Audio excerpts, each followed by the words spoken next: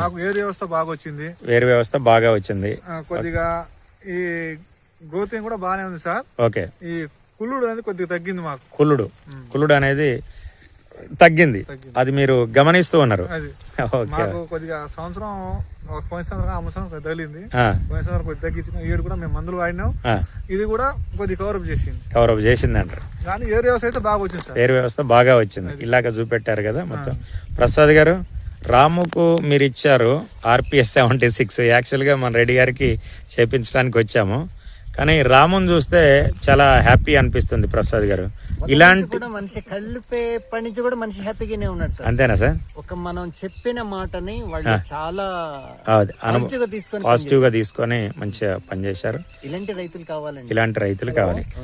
ఇప్పుడు రాము, మీరు ఎన్ని ఎకరాలు వేస్తున్నారు మిర్చి? నేను 3 ఎకరాలు తోట వేస్తా సార్. తోట వేస్తారు. 2 ఎకరాలు పత్తి వేసిన. మరి ఈసారి మరి RPS ని ఎన్ని ఎకరాలలో వాడాలనుకుంటారు రాము? నేను మొత్తం 3 ఎకరాలు వాడతా సార్. అంతేనా రాము? ఒక ఎకరానికి వాడరా? మొత్తం 3 ఎకరాలు వాడాల్సిందే, మీకు అక్కడ తీసుకోవాల్సిందే. అంతే అంటారా? Okay, thank you Ramu. Thank you, చాలా ధన్యవాదాలు. మంచి. ఓకే ప్రసాద్ గారు, నమస్తే.